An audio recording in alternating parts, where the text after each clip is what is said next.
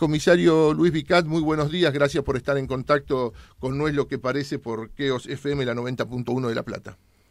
Buenos días, un gusto para mí. No, por favor, el gusto es nuestro, Luis.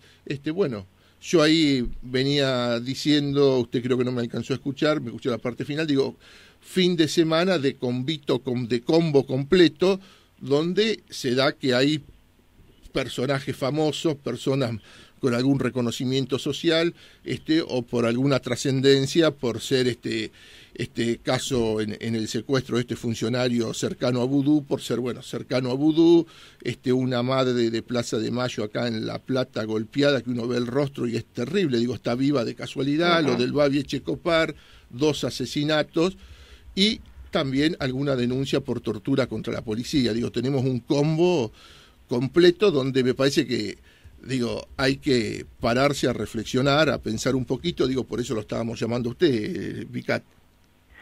Sí, realmente es como que la película se va acelerando, ¿no?, en materia de inseguridad, porque además hay como un abanico, un combo, como usted bien lo señala, de distintas posibilidades delictivas, de las cuales todas prácticamente se han dado casi simultáneamente, ¿no? En un lapso muy breve. Tenemos secuestros, tenemos sevicias, y sobre todo, y esto es lo más rescatable, si se quiere, no se distingue el grado o el rango de la persona. Es decir, estas cosas ya no le pasan al ciudadano de a pie, sino que también le pasan a mediáticos, a políticos o a expolíticos, empresarios, y esto nos está indicando que el problema es de una gravedad tal porque el delito ya dejó de ensañarse sobre los más desprotegidos y hoy por hoy está avanzando. Inclusive ha habido hasta ataques a fuerzas policiales también, ¿no? Con disparos, etcétera. Entonces me parece que esto nos está señalando un punto casi de inflexión, podría decir, que se está dando, o de no retorno, y a partir de esta línea roja ya va a ser casi imposible, si no se corrige el rumbo, llegar a buen puerto. En el caso de que en este momento, más allá del discurseo de ocasión, más allá de la promesa vana que suele hacerse siempre en estos casos, más allá de esto, si no se toman medidas de fondo, y cuando digo medidas de fondo no se trata de poner más patrulleros y más policías, que eso no es más seguridad, eso a lo sumo es más disuasión, llegado el caso, disuasión momentánea y que va a durar lo que dure el despliegue policíaco en el territorio que sea. Una vez que se replieguen, inmediatamente el delito avanza y retoma el control, como los viejos malones, ¿no? Me parece que la cuestión está planteada en términos mucho más profundos de desarrollar políticas de seguridad proactiva y no reactiva, mucha tarea de investigación criminal, de inteligencia criminal, trabajar sobre los nodos proto y predelictivos, sobre las protomaras, sobre las bandas de narcotráfico. Digo, hay que tener una decisión política muy fuerte y además tener la capacidad técnica, la capacidad policíaca, etcétera, para llevarlo a cabo, y esto no es fácil, ¿no? Sí, yo coincido con lo que usted decía. Yo el otro día, a raíz de esto de la asunción de Berni, que voy a decir esto, no sé si usted coincide, voy por dos partes, no sé si usted coincide, me parece positivo de que el nuevo subsecretario de Seguridad de la Nación haya dicho, si iba a decir Educación, el nuevo subsecretario de Seguridad de la Nación haya dicho que la inseguridad existe. Digo, me parece positivo, en su asunción es bueno. Lo dijo. Es bueno, perdóneme, ¿sabe Sí. por qué es bueno? Porque esto era un anatema, estaba prohibido reconocerlo hasta hace un año atrás. Es decir, se decía de la famosa, el blooper famoso de la sensación de inseguridad. Después se acusaba a la prensa, o sea, se mataba al mensajero, y de pronto alguien reconoce el problema. Está muy bien que se reconozca, es un primer paso para empezar la cura. Ahora, estamos esperando qué remedios se van a aplicar, ¿no? Sí, y lo otro, voy a decir esto, el otro día yo decía acá, no le digo estúpido a Mariotto, sino usaba aquella frase de la campaña de Clinton, es la política estúpido. O sea, en ese mismo acto Mariotto dice que hay que terminar la connivencia de la policía con el crimen. Me parece que es la política la que tiene que dar señales muy claras, no el sargento de la esquina, ¿no? Mire, la policía es como el agua, no es ni buena ni mala, toma la forma del agua del recipiente que la contiene. La policía va a tomar la forma o el sesgo del político que la conduzca. Entonces, si tiene un mal político va a tener una mala policía, si tiene un buen político va a tener una buena policía. A los hechos me remito, ¿no? Acá tenemos los ejemplos claros. Bien, ¿y usted qué cree, digo, que en esto, ahí decía algo de la investigación criminal, cuáles serían los puntos que deberían, a ver, que si se empiezan a trabajar mañana o hoy al mediodía no quiere decir que hoy a las 6 de la tarde estemos bárbaros, en un mediano plazo, ¿qué es lo que debería, hacerse para reconstituir, alguna tranquilidad mínima social, ¿no? El problema es que habría que trabajar en dos frentes simultáneamente. Y usted sabe que estratégicamente afrontar dos frentes al mismo tiempo es casi sinónimo de derrota segura. Esto le pasó a Napoleón, le pasó a Hitler, a los dos en Rusia. A ver, hay que trabajar sobre lo urgente y sobre lo importante. Sobre lo urgente es frenar el crecimiento de la tasa delictiva, del índice delictivo. ¿De qué manera? Bueno, con políticas de shock que ahí sí van a ser visibles y que van a pasar un poco por lo que es la seguridad reactiva.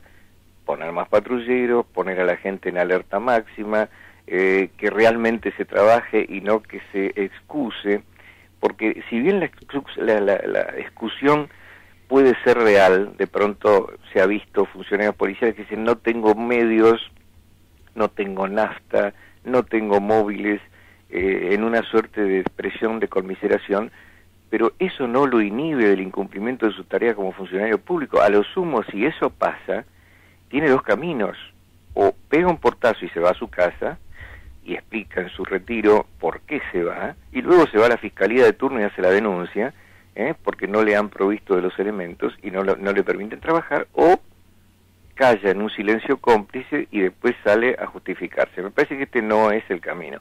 Pero de todas maneras, en lo urgente, medidas de disuasión, pinzas, controles al azar, etcétera, etcétera. Lo tradicional policial táctico, en un trabajo, digamos, agotador, sobrehumano, si se quiere, pero necesario. Esto va a hacer que de alguna manera el flujo delictivo se vaya de alguna manera estacionando en su crecimiento. Y lo importante, que es las políticas de seguridad proactivas a largo o mediano plazo, bueno, hay que diseñarlas. Usted sabe que nada se mueve sin que la policía lo sepa. O sea, ¿cómo puede ser que un vecino sepa dónde hay un kiosco de droga y la policía local no? Ese tipo de cosas hay que corregirlas, hay que sincerarlas, hay que de alguna manera, y no soy afecto a los pogroms ni a las purgas, pero hay que sacar a la gente que esté comprometida con el delito, si la hay, que de hecho alguna debe haber, y luego reemplazarlo por gente altamente motivada, muy bien paga, por supuesto, en el estilo de la Policía Metropolitana de la Ciudad de Buenos Aires. En ese aspecto la Policía Metropolitana es un ejemplo, y creo que se están haciendo las cosas medianamente bien en la Ciudad de Buenos Aires con esta nueva policía. De hecho, mucha policía bonaerense está intentando pasarse a la metropolitana, porque hay reconocimiento, porque hay buen trato, porque hay buena formación y demás. Tendríamos que tomarlo como ejemplo y tratar de replicarlo en esta macro policía de casi 60.000 hombres que tiene la provincia, ¿no? Bien, ¿qué le parece estos proyectos que hay, uno de ampliación de la policía comunal y el de policía judicial, Vicat?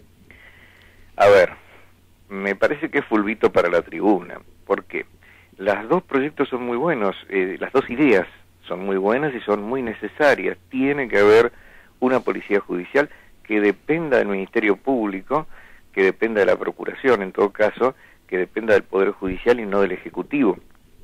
¿Por qué? Porque la investigación criminal va a estar en manos de un organismo que no es la Policía de Seguridad común, y esto está muy bien. Seguiríamos el modelo de Córdoba, y seguiríamos el modelo de algunos países europeos, y yo creo que los resultados serían buenos.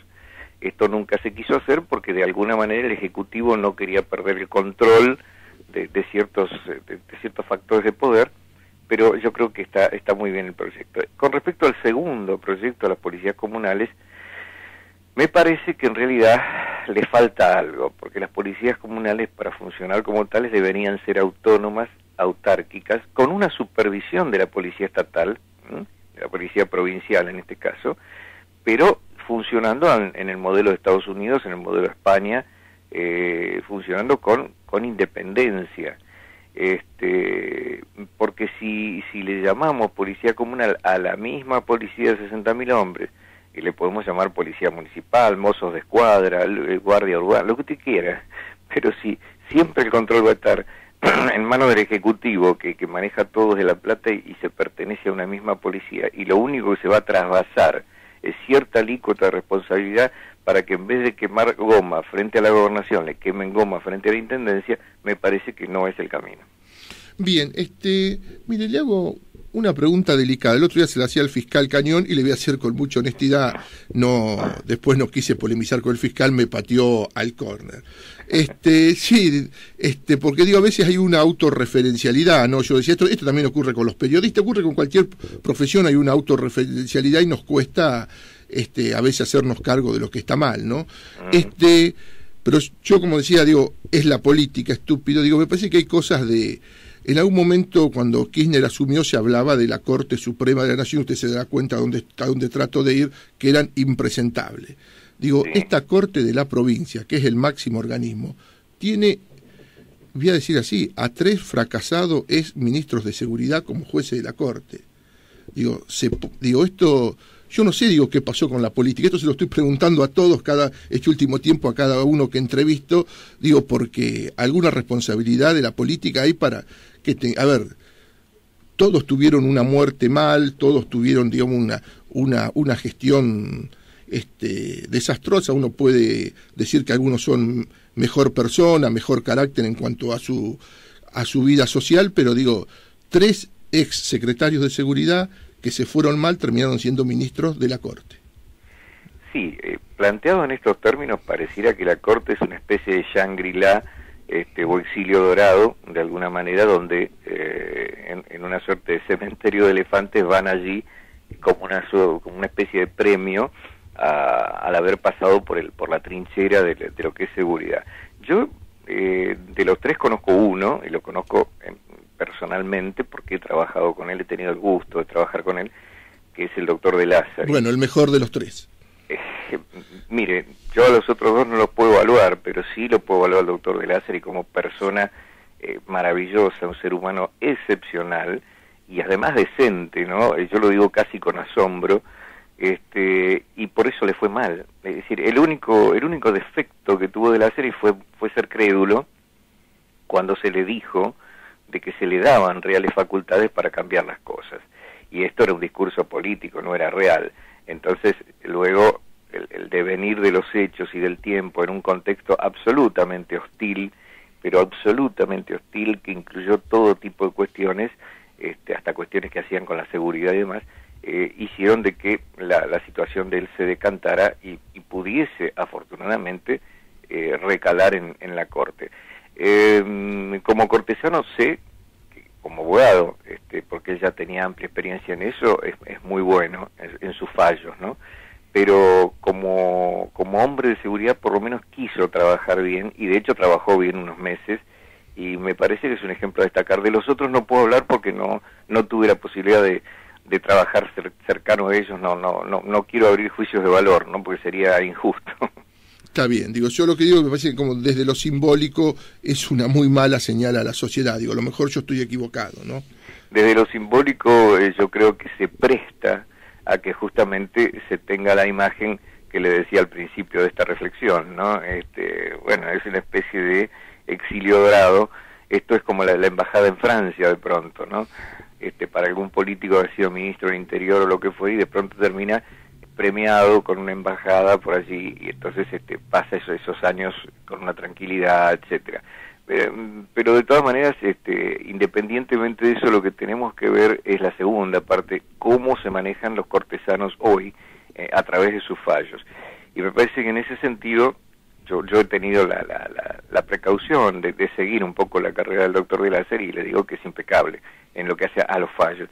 Entonces, quizá en principio haya sido un exilio dorado, ¿no?, de orden político, pero en segunda instancia me parece que fue una buena decisión ponerlo allí, porque le ha hecho un favor a todo lo que es materia judiciable, por lo menos en esa instancia, ¿no?